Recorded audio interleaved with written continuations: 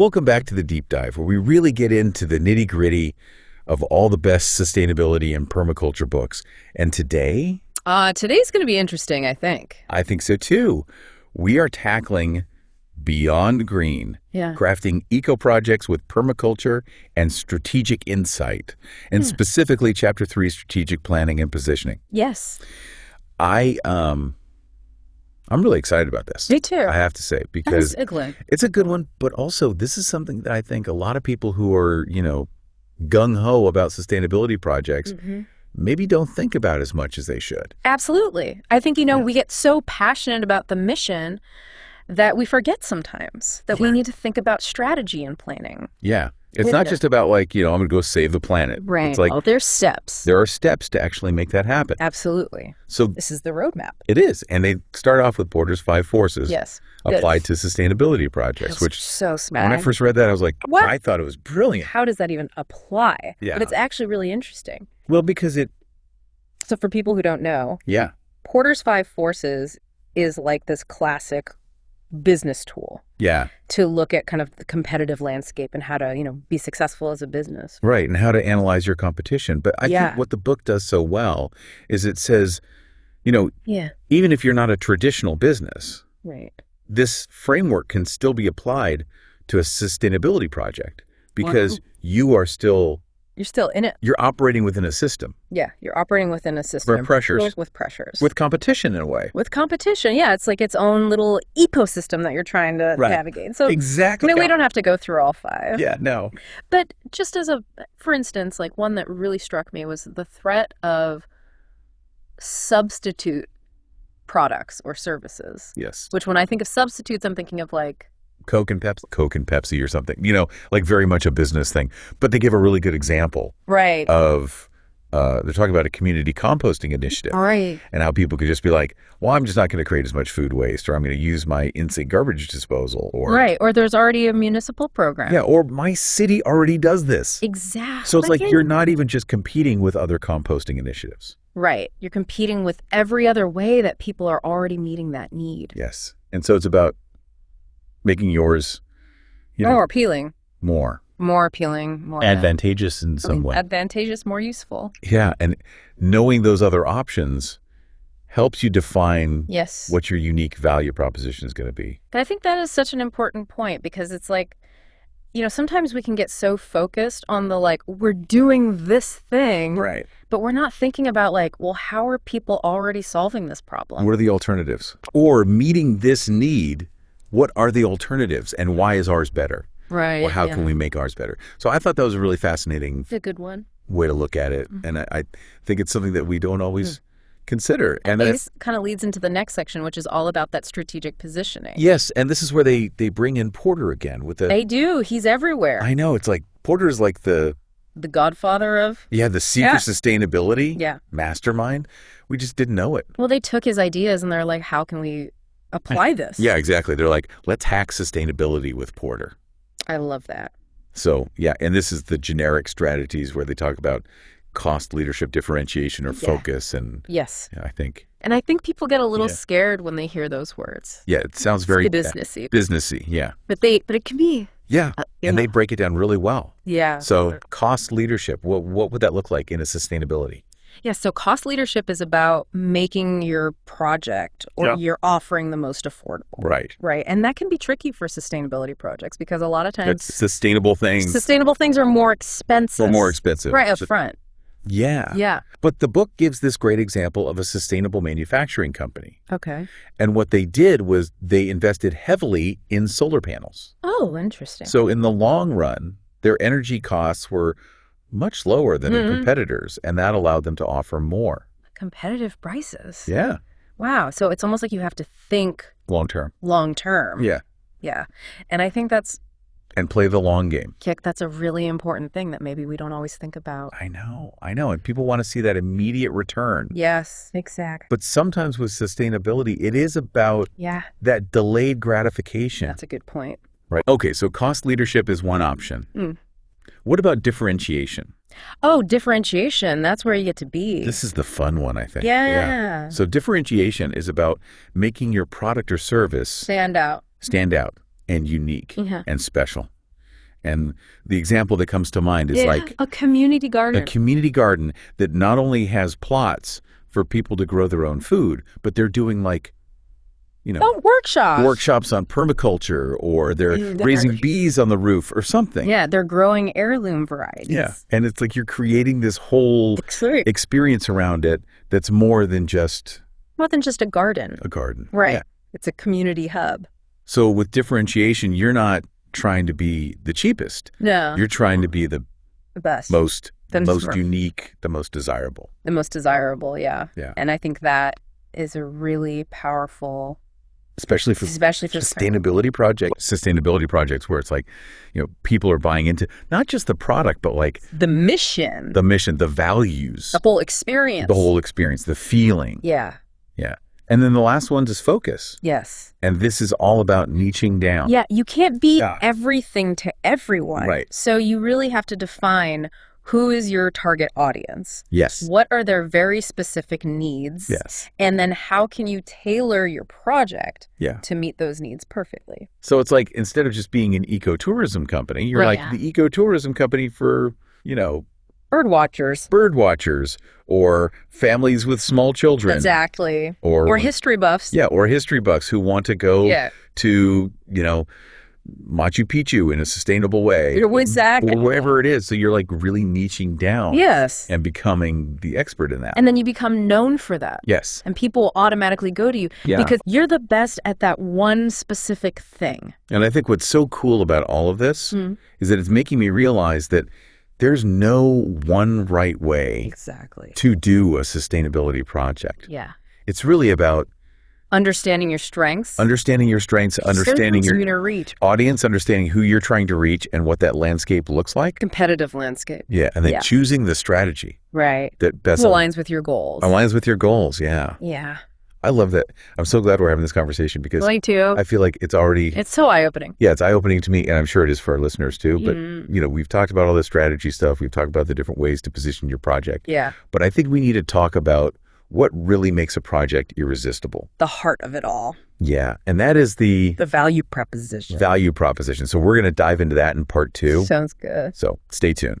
Okay, so we're back and ready to talk value proposition. Yes, because I think this is where... This is the good stuff. This is the good stuff. This is where the magic happens. But also, this is where I think a lot of sustainability projects kind of fall short because they get so caught up in... The doing. Yeah. What? That they forget about the why. Exactly. And how to communicate that why to other people. Exactly. So that they're like... Because if you can't communicate it effectively... Yeah. It's not going to resonate. It's not going to resonate. It's like that tree falling in the forest thing. Exactly. If you can have the greatest project in the world, but if nobody knows about it or understands it, it's not going to have the impact that it could. Yeah, and the book breaks it down into like these 3 key areas, environmental benefits, social impact, and economic value. Yeah. And I think that's really important because it's like people are motivated by different things. Exactly. You have to appeal to all of those different motivations. Like, you got to get their heart, you got to get their brain, you got to get their wallet. Right. You got to make them feel it. Yeah. You got to make them think about it. Yeah. And you got to make them understand how it impacts them personally. Exactly. Yeah. So let's start with the environmental benefits. I mean, that one seems pretty straightforward. You would think, right? Yeah. It's like we're saving the planet. We're planting trees, we're reducing waste, we're doing all the good things. Right.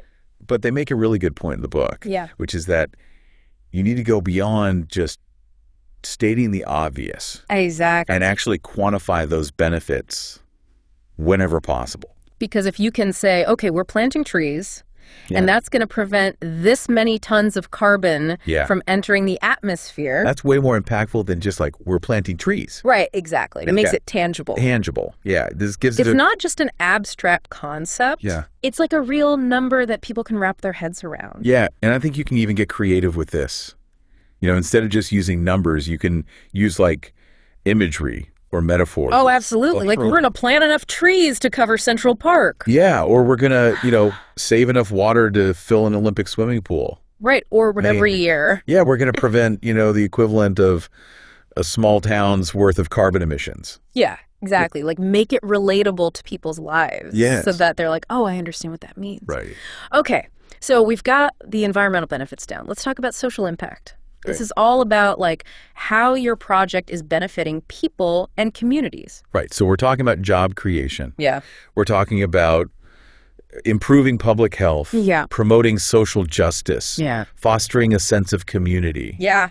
All those good things. Yeah. And again, it's about going beyond just the general impact. Like, oh, we're creating jobs. Right. And really highlighting the specifics. Exactly. So instead of just saying we're creating jobs, you might say, you know, our project will provide training and employment opportunities. For low-income youth. Yes, for low-income youth in this community. Right, exactly. Or for veterans. Yeah, or for veterans, or for, whatever that specific... Whatever that niche is. Niche is. Right. Yeah, and I think that's where a lot of projects might be missing the boat. I agree. Because they're doing amazing work. Right. But they're not communicating it in a way... that connects with people. Yeah. Emotionally. And I think this is especially important for projects that maybe don't have a clear environmental benefit, right, but are all about social change. Like a fair trade clothing company. Yeah, like a fair trade clothing company or, a community-owned renewable energy cooperative or something like that. Right, where it's really about empowering community. Oh, but exactly. Giving them ownership and agency. Okay, so we've talked about the environment. We've talked about the social impact. Right. Now let's talk about the economic value. And this is where I get a little tricky because a lot of sustainability projects aren't profit-driven. Exactly. So how do you articulate economic value when your primary goal isn't financial gain? Right. Well, I think it's about demonstrating the financial viability and the positive economic ripple effects of your project. So even if your project itself isn't making a profit, it can still have a positive impact on the economy as a whole. So how do you actually showcase that impact? Right. So this could be things like creating cost savings for individuals or communities. Yeah. So, for example, if you have a community garden, people are growing their own food, they're saving money on groceries. That's a great point. Right. So that's an economic benefit. Yeah. Or if you have a project that's generating revenue. Yeah. And that revenue is going back into supporting other social or environmental causes. Okay, yeah. That's another way to demonstrate economic value. Yeah, so it's not just about making a profit. It's about creating this kind of sustainable economic ecosystem. Right, exactly. That benefits everybody. Yeah. And the book gives this great example of a zero-waste store. Yes. Which I love zero-waste stores. Me too. They're so cool. Yeah, they're great. And their value proposition really hits on all three of these areas. It does. They're offering a wide range of package-free goods. Reducing waste. Environmental benefit. Yeah. They're serving as a community hub. Social impact. Yeah. And they're providing cost savings through bulk purchases. Economic value. Yeah. Boom. They've got it all. And I think that's a really figured it out. inspiring example because it's like they've managed to appeal to a wide range of people. Yeah, not just the eco-conscious consumers, but anyone who's looking for like a more affordable, community-oriented way to shop. And that's the power of a well-crafted value proposition. It is. It's like you're speaking a different language. You're speaking different languages to different people. Right. And you're making a case for why they should support your project. Exactly. Whether it's with their wallet or their time or their advocacy or whatever it is. And it's all true. It's all genuine. Yeah, it's not like you're making things up. Yeah, you're not making things up. It's all there. Right. It's just about communicating it effectively. Exactly. And highlighting those different aspects. And this is making me realize that crafting a value proposition is almost like storytelling. Oh, I love that. You're weaving together these different threads. Right. The environmental, the social, the economic. And you're painting a picture. Yeah. Of what the world could look like. Yes. If your project is successful. And you're inviting people to be a part of that story. I love that. Yeah. And just like a good story, a good value proposition needs to be clear, concise, compelling. Absolutely. Oh, rambling mission statements. No jargon. No jargon. Keep it simple. Keep it simple. Keep it real. Keep it real. And from the heart. From the heart, yes. Yeah. Oh, this has been so insightful. I'm glad. I feel like I have a whole new toolkit. Yeah. For communicating the value of sustainability. You too. And I'm sure our listeners do too. Yeah, it's exciting. But I'm also realizing that we've only just scratched the surface of what this book has to offer. Of what Beyond Green has to offer. So I think we need to keep diving into the rest of this book. There's so much more to explore. There is so much more to explore. I feel like my brain is bursting with all these strategic sustainability insights. I know, right? Yeah. It's amazing how much there is to consider. It really is. And I think what's so cool about Beyond Green is that it's not just giving us like the what to do, but it's giving us the how to think about it. Yeah, the strategic framework, the mindset. Yeah, and that's what I think is so powerful, because it's like you can apply these principles to any project. To any project, yeah, whether you're starting a community garden or launching a business or just, trying to live a more sustainable life. Absolutely. And you've been deep diving into chapter 3. Yeah. But this book has so much more to offer. So much more. So give us a little sneak peek of what adventures await in the later chapters. Okay, so chapter 4 is all about design. Ooh. Using permaculture principles. Okay, so it's like taking all of this strategic thinking. Yeah. And then actually applying it to like the physical design. To the nuts and bolts of your project. So we're talking zoning, we're talking sector planning, integrating biodiversity, water harvesting, all that good stuff. So it's like a permaculture design masterclass. It's like designing for resilience and abundance. Yes, exactly. Okay. And then chapter 5 is all about team building. Ooh, because you can't do it alone. You can't do it alone. You need amazing people to help you bring your vision to life. And I think that's something that a lot of people maybe don't think about enough. I know, it's so important. And it's like, you can have the best idea in the world. Right. But if you don't have the right people to execute it, it's not going to go anywhere. It's going to fall apart. Yeah. So what kind of insights do they offer in terms of team building? So they talk about, identifying people's strengths and really playing to those strengths. Yeah. They talk about communication styles. Oh, interesting. How to give and receive feedback effectively. Yeah, because that can be tricky. They can be really tricky. Yeah, especially when you're working with people who are passionate. Especially with passionate people, yeah. Yeah, everyone's got their own ideas. Right. And so it's like, how do you navigate that in a way that's productive and respectful and keeps everyone motivated. Yeah. Yeah. I love that. And then it goes on to talk about community engagement. Okay. Yeah. Because you can't just be in your little silo. No, you have to involve the community from the very beginning. And then fundraising and marketing and all of that good stuff. It's all in there. So it really is like a comprehensive guide. It's like the ultimate sustainability handbook. It is. I'm adding it to my reading list. They do. So what does all of this mean for you, our listener? Yeah.